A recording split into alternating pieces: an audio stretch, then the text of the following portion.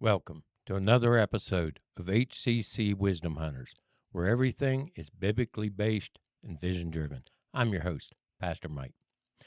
Well, Satan was up to his old shenanigans again Sunday. We had a tag team message planned for Sunday morning with Pastor Evan, myself, and Pastor Isaac. And we got Pastor Evans recorded, and then when it went to flip over to me, technical difficulties. And then when we went to flip it over to Pastor Isaac, technical difficulties. So we got Pastor Evans recorded, so I posted it last night. I hope you listened and enjoyed it.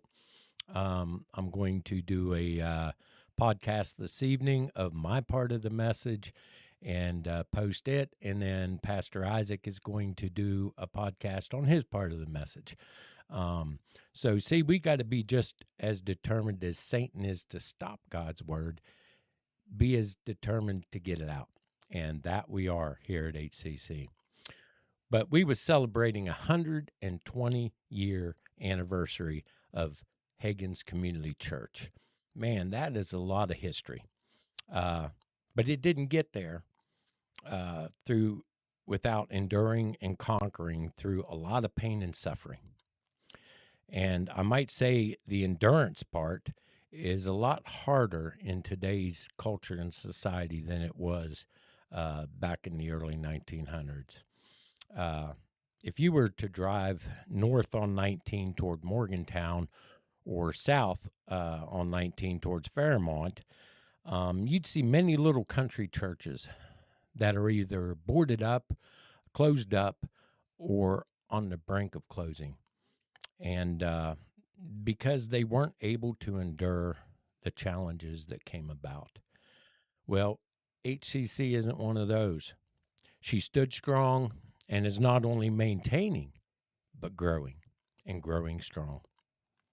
So I'm going to speak to you a little bit as to how HCC was able to endure and conquer over just the past 20 years. Pastor Evan did a good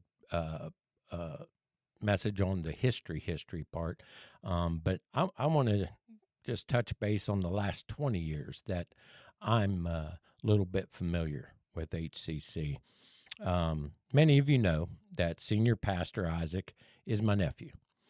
And though I haven't been a part of his journey here over the last 20 years, as his uncle, I've been monitoring it from a distance.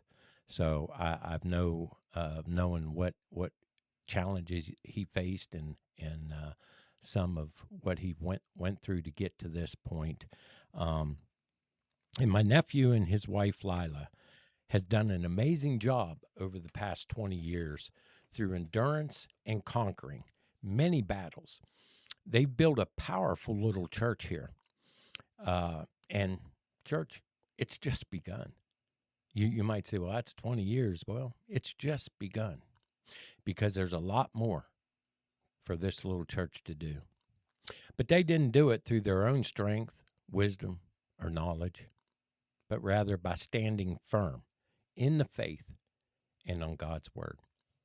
1 Corinthians 15:58 tells us, therefore, my dear brothers and sisters, stand firm. Let nothing move you. Always give yourselves fully to the work of the Lord, because you know that your labor in the Lord is not in vain. They gave themselves fully to the work of the Lord. And we, church as a whole, must do the same if we're going to continue to endure and have HCC here for another 120 years. Lord willing, the Lord tarries that long. No matter what God has called you to do, stand firm and let nothing move you. I don't care what he has called you to do, stand firm, because Satan is going to try and knock you off. He don't want God's word spread. If God called you to preach, he don't want God's word spread, so he's going to challenge that. If he called you to lead a church, he's going to challenge that, just as he did Pastor Isaac and Lila. You see, old Satan tried his best right off the bat 20 years ago to move them off course, off the vision God had planned for HCC. God brought him and his wife here for a reason. And Satan tried right off the bat to knock him off. Because when you come with a new vision and bring about change, you're going to get a lot of pushback. That's for sure. Anywhere you go, any church you go, they're comfortable. They're just set in their ways. So a lot of suffering came at the beginning, especially once the honeymoon was over.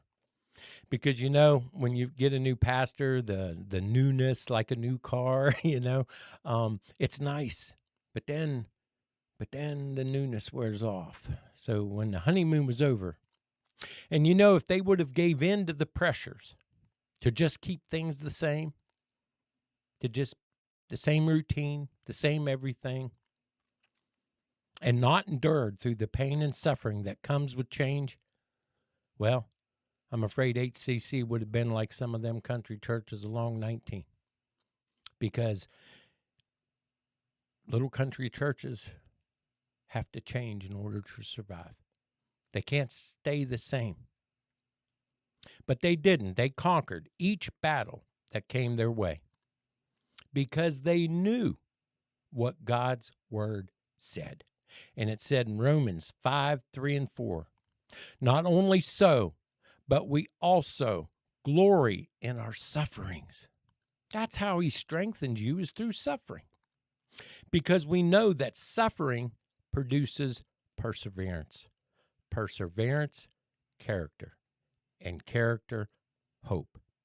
You see, not only did they stand firm, but they knew that suffering would produce the hope for the future of HCC.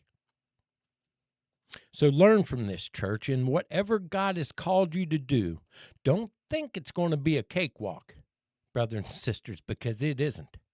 It is no way, shape, or form. You might say, oh, no, I'm doing God's work, so it's going to be easy. No, it's not.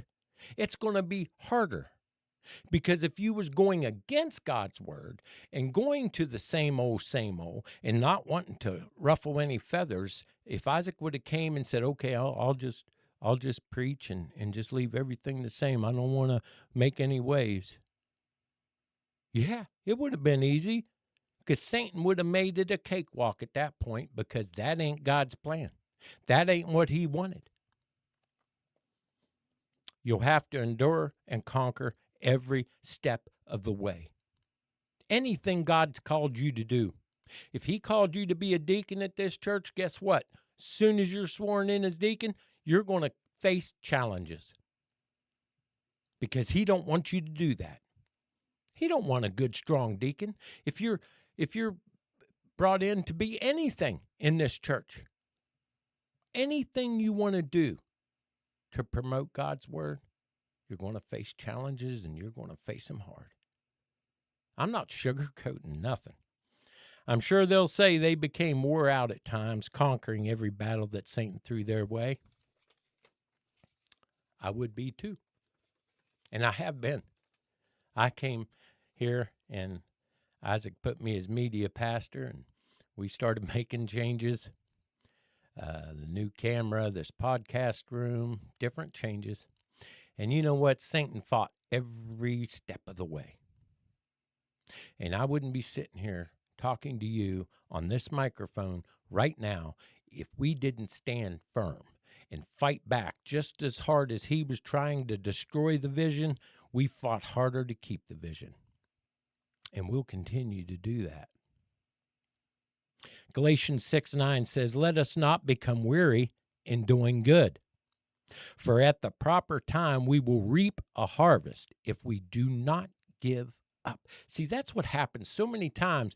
You're called to do something for God, and Satan attacks you left and right. He just smacks you around.